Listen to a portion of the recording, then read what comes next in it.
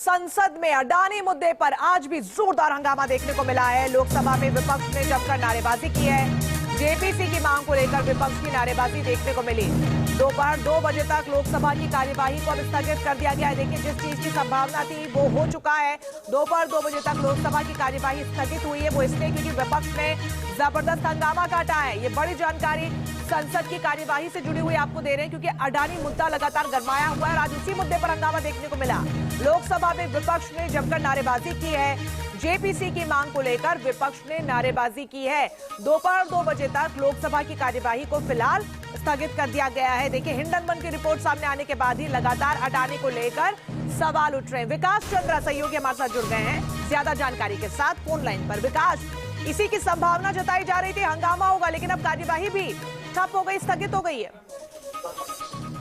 के लिए लोकसभा की कार्यवाही को स्थगित किया गया है, क्योंकि विपक्ष का हंगामा लगातार जारी था और विपक्ष की तरफ से मांग की जा रहा था कि इस पूरे मामले पर जेपीसी बनाई जाए और सुप्रीम कोर्ट की निगरानी में न हो तो इसकी जांच कराई जाए। और लगातार विपक्ष सरकार को कटघरे में खड़ा कर रहा था। आज पहली बार नहीं, इसके पहले 2 दिन भी विपक्ष के हंगामे की वजह से ही सदन में कोई विधायी कार्य व्यापार नहीं हो सका है। विपक्ष लगातार इस बात पे अड़ा हुआ है कि सरकार जेपीसी बनाए। जिस तरीके से अडानी समूह का मामला सामने आया हिंडनबर्ग के बाद, और एसबीआई और एलआईसी के पैसे जो आम लोगों के हैं वो कहीं डूब न जाए, तो इस पूरे मामले पर पहले तो विपक्ष बहस की मांग कर रहा था, लेकिन अब विपक्ष जो है संयुक्त संसदीय समिति की मांग करने लगा है, और जिसको लेकर के ये सत्तापक्ष और विपक्ष में खींचतान की स्थिति देखने को मिल रही है, और जिसकी वजह से सदन की कार्यवाही नहीं चल पा रही है।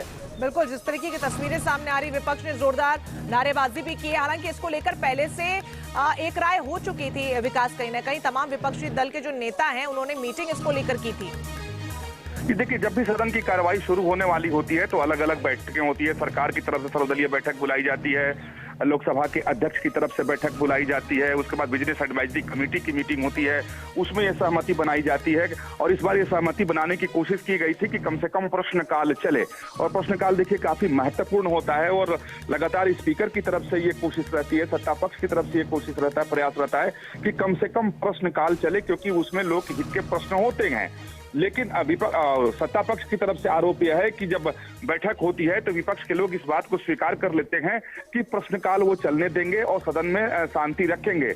लेकिन जैसे ही सदन की कार्यवाही शुरू हो रही है वैसे ही विपक्ष का हंगामा शुरू हो जा रहा है।